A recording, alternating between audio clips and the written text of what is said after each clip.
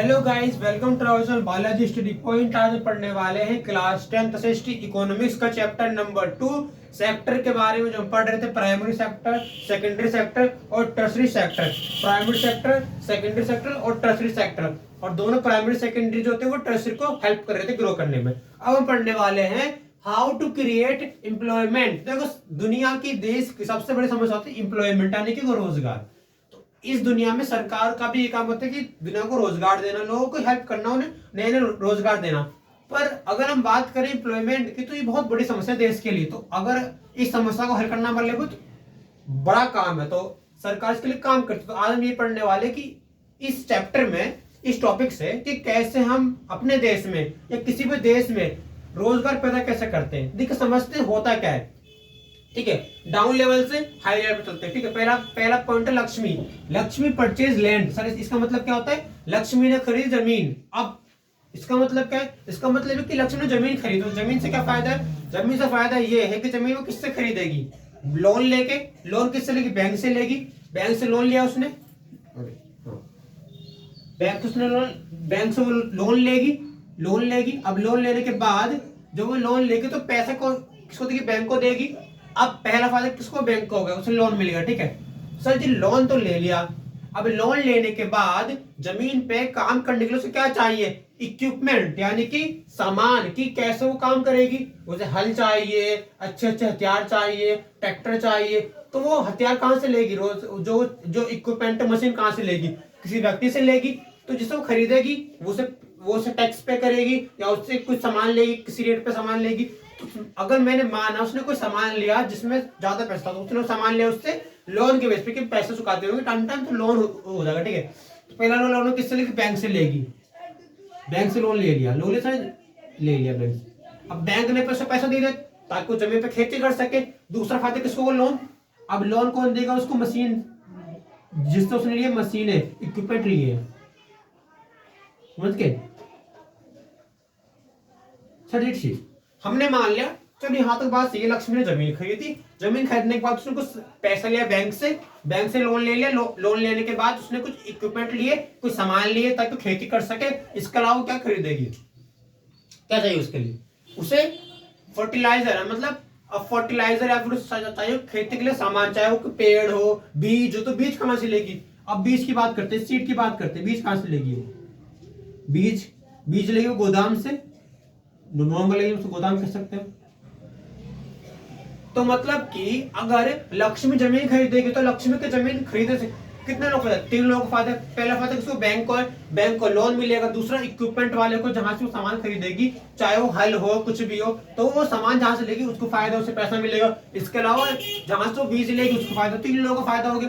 सोचो, रोजगार पैदा हो ना। मतलब लक्ष्मी ने जमीन एक खरीदी है, पर फायदा कितने लोगों को? 3 लोगों को फायदा। पहला, बैंक ने उसे पैसा दिया तो बैंक को लोन मिलता रहेगा, इंटरेस्ट मिलेगा। दूसरा, इक्विपमेंट मिल गया। इक्विपमेंट के लिए उस कहाँ पे किसी व्यक्ति के पास गए तो उसको फायदा होगा।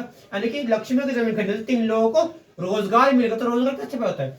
रोजगार पैदा करने के लिए हमको एक काम करना पड़ता है, स्टेप बाय स्टेप। यानी कि कोई भी चीज खरीदने के लिए आप 3 लोगों को, 4 लोगों को रोजगार दे रहे हो, क्योंकि आप उसके थ्रू कनेक्ट हो रहे हो। ठीक है, अगर हम बात करो तो वर्कर के लिए क्या होता है? चलो, लक्ष्मी ने जमीन खरीदी, वो ओनर बन गई। यहाँ पे बात करें ओनर की। अब वो ओनर है, खुद की जमीन खरीदे बैठी। ठीक है, तो मालिक है। यहाँ तो लक्ष्मी ओनर है।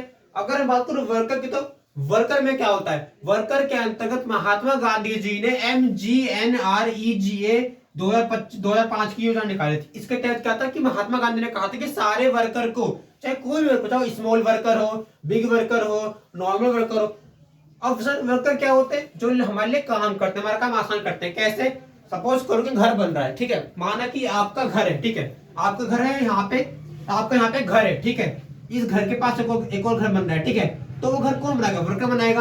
तो वर्कर कौन होते हैं? सर जी, वर्कर आपके वो लोग होते हैं जो कि आगे काम को इजी करते हैं। इसलिए हमारा मेन कर्तव्य क्या? हमें हर वर्कर की रिस्पेक्ट करनी चाहिए, चाहे वो कोई मजदूर हो, चाहे वो कोई सरकारी आदमी हो। तो हम सबकी रिस्पेक्ट, यानी सबको आदत देना चाहिए। ठीक है, तो सर जी, वर्कर का काम क्या होता है?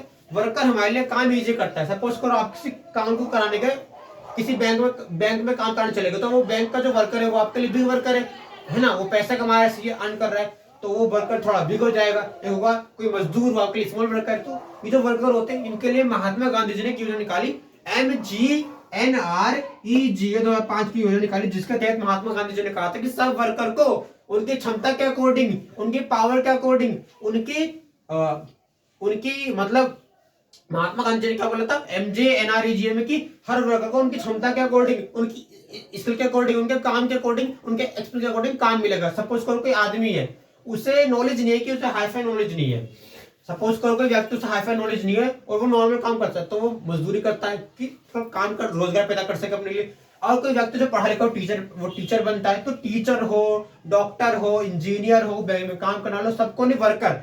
अगर वर्कर छोटा वर्कर है तो उसके, तो छोटा वर्कर कौन सा है, वो मजदूर और लेबर होता है, हमें उसके लिए हेल्प करनी चाहिए ताकि उसके लिए रोजगार पैदा हो जाए। कि देखो एक लेबर के भी कई सारी होती है जिम्मेदारी होती है, तो हमें उन जिम्मेदारी का सम्मान करके उसके लिए अच्छे से रोजगार पैदा करना चाहिए। ठीक है, तो सरकार को, हमारी गवर्नमेंट को वर्कर के प्रति बहुत ही, मतलब सरकार को हमारी वर्कर के प्रति सम्मान के, उनके सम्मान के लिए अच्छे काम और रोजगार पैदा करना चाहिए। चाहे वो मजदूर कराओ तो मजदूर के लिए अच्छी मजदूरी, अच्छा वेतन होना चाहिए। इसके अलावा कोई बैंक है तो बैंक वाले व्यक्ति के लिए अच्छा वेतन होना चाहिए। ठीक है, अब क्या देखो, सपोज करो बैंक का कोई व्यक्ति है, तो बैंक का जो एम्प्लॉय है, उस एम्प्लॉय ने काम करा है अपने घर पे, तो काम कराने के बाद पैसा किसको देगा, मजदूर को।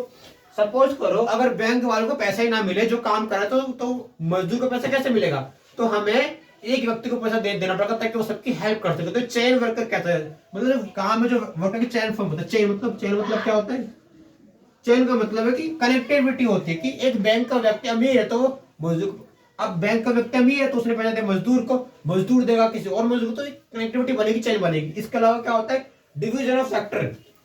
सेक्टर में मैं आपको बताता हूं, सेक्टर में क्या होता है, सेक्टर के अंतर्गत प्राइमरी और सेकेंडरी सेक्टर टर्सरी की हेल्प करते हैं, क्योंकि प्राइमरी और सेकेंडरी जो सेक्टर होते हैं वो समान बनाते चाहे टर्सरी सेक्टर के, तो जो प्राइमरी सेकेंडरी और टर्सरी की हेल्प करते हैं, तो हम बात करते हैं कि सेक्टर को बांटते हैं कैसे। पहला, सेक्टर इज डिवाइड, क्या, sector is divide as a working ability, आपकी क्षमता के अकॉर्डिंग आपको काम मिलता है हर सेक्टर में, चाहे वो मैन्युफैक्चर सेक्टर हो, चाहे वो कोई भी सेक्टर, चाहे ट्रांसपोर्ट सेक्टर हो, तो हर सेक्टर में आपको काम मिलता है आपके वर्किंग एबिलिटी के अकॉर्डिंग, आप क्या काम कर सकते। सपोज कोई व्यक्ति है, वो ट्रांसपोर्टेशन में अच्छा है, वो एक बार में चार बॉक्स उठाता है, या एक बार में 4 बोरी उठाता है, तो लोग क्या बोलेंगे कि ट्रांसपोर्टेशन में लगाओ, इसे ट्रांसपोर्टेशन में अच्छा फायदा होगा।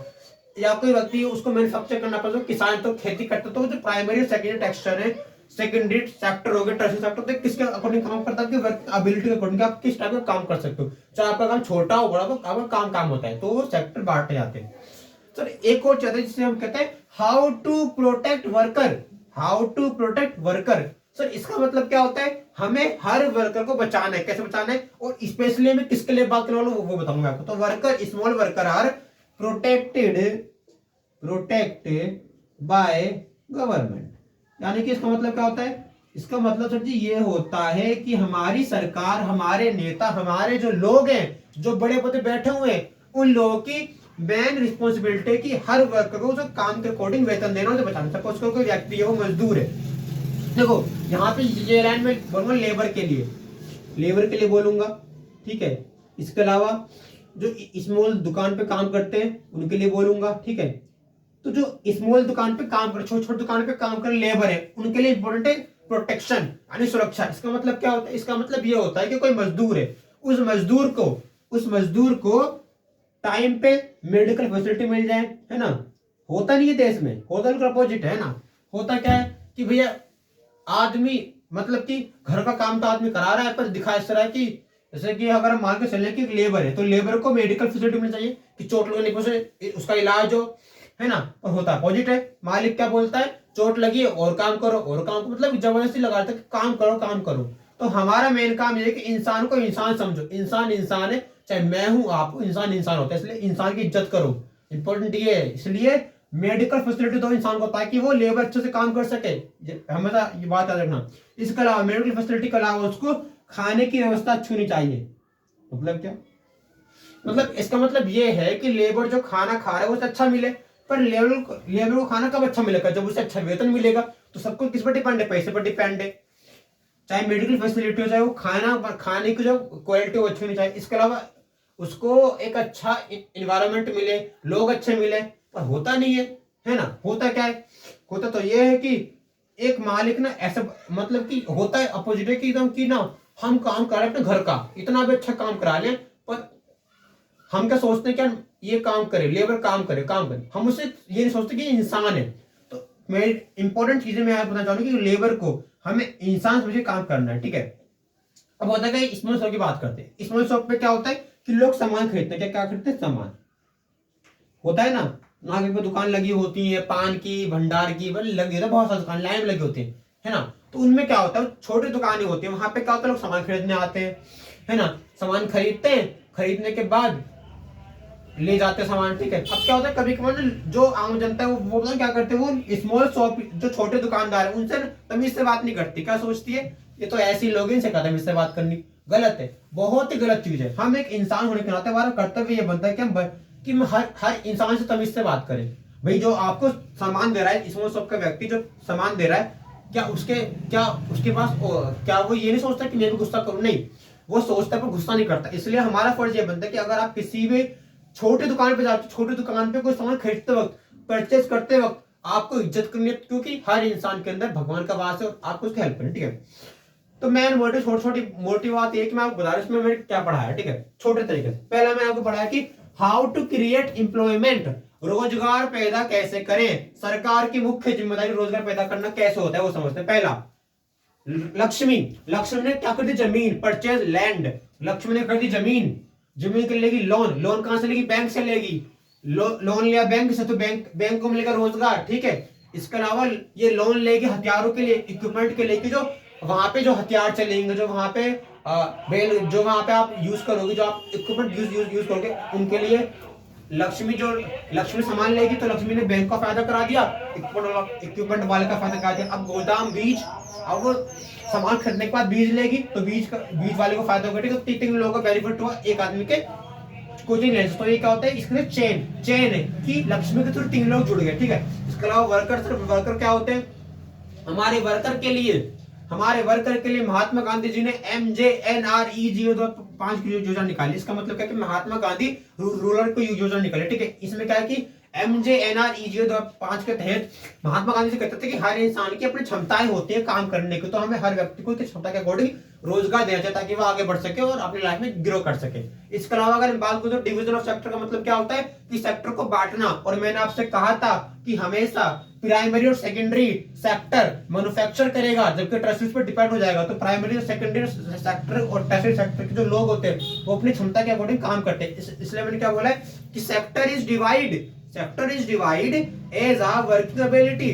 आप किसी भी सेक्टर को डिवाइड करने के लिए आप उसकी क्षमता देखो कि जो primary sector, secondary tax sector, tertiary sector के जो लोग हैं वो क्षमता देखे अपनी।